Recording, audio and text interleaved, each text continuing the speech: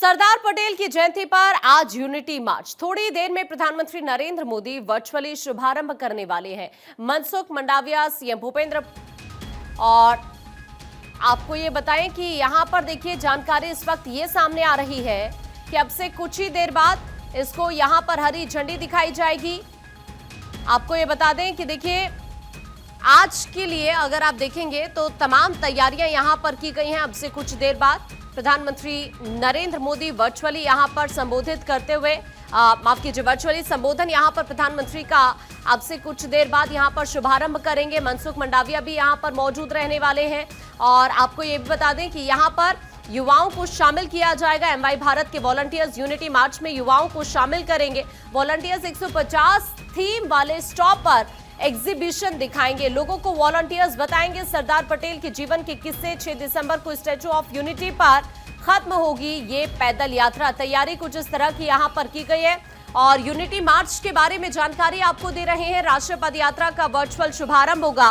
पद यात्रा से स्वदेशी और आत्मनिर्भर भारत का संदेश देने की कोशिश होगी। खादी पहनने के लिए प्रेरित किया जाएगा। पदयात्रा से स्थानीय कारीगरों को समर्थन देने की कोशिश है।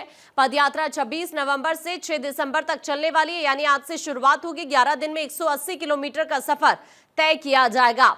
अक्षय इस वक्त हमारे सहयोगी हमारे साथ जुड़ रहे हैं। अक्षय, सरदार पटेल की आज जयंती और अब से कुछ देर बाद पीएम मोदी वर्चुअली शुभारंभ करने जा रहे हैं। क्या अपडेट है फिलहाल आपके पास? देखिए, सरदार पटेल की 150वीं जयंती वर्षगांठ है और इस अवसर पर खेल मंत्रालय और तमाम जो संगठन हैं वो लगातार यूनिटी मार्च का आयोजन कर रहे हैं। आज माई भारत प्लेटफॉर्म की ओर से नेशनल पद यात्रा की शुरुआत की जा रही है और ये संविधान दिवस के रूप में, क्योंकि आज का दिन मनाया जाता है, तो इस पद यात्रा को एक तो खेल मंत्री जो मनसुख मंडाविया हैं वो मौजूद रहेंगे, गुजरात के मुख्यमंत्री भूपेंद्र पटेल, और साथ ही साथ अन्य रहेंगे।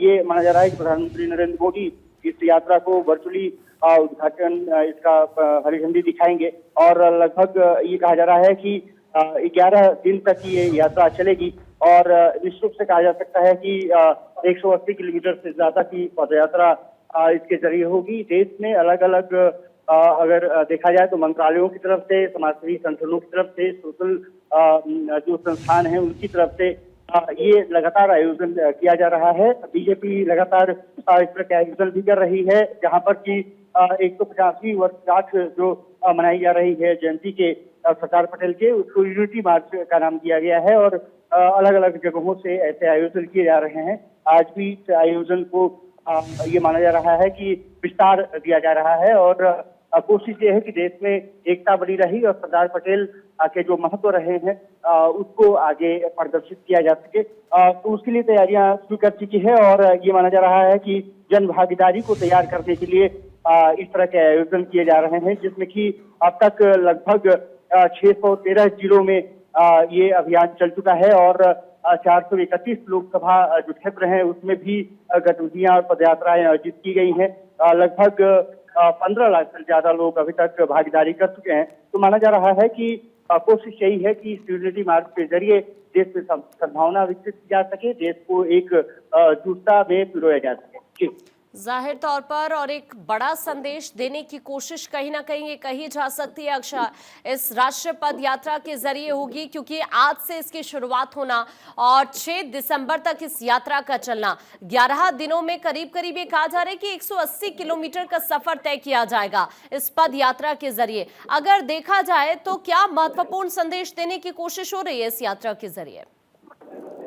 देखिए, मैंने जैसे पहले ही कहा कि 180 किलोमीटर से ज्यादा की यात्रा होनी है और 11 दिन तक ये यात्रा चलेगी। आज क्योंकि संविधान दिवस पूरे देश में मनाया जा रहा है और क्योंकि सरदार पटेल की जो आपने देखा होगा कि केवड़िया में भव्य आयोजन भी किया गया था, जो जयंती वर्ष है 150वां उसको देश मना रहा है। प्रधानमंत्री नरेंद्र मोदी के नेतृत्व में वहां से कार्यक्रम शुरू हुए थे। उसके बाद अमित शाह और तमाम मंत्रियों ने देश की राजधानी दिल्ली सहित देश के अन्य हिस्सों में भी इस तरह के आयोजन लगातार किए जा रहे हैं और कोशिश यही है कि यूनिटी मार्च के जरिए लोगों को में सद्भावना विकसित की जा सके, एकता की जो मिसाल दी जा सके और एक प्रेरक नेतृत्व को दर्शाया जा सके। किस तरह से सरदार पटेल ने अपने जीवन में इस देश को एकता में पिरोया, किस तरह से उनका योगदान रहा है कि स्वतंत्रता आंदोलन के बाद जब देश स्वाधीन हुआ, उसके बाद जब सरकार का गठन हुआ तो किस तरह से अलग अलग राज्यों को उन्होंने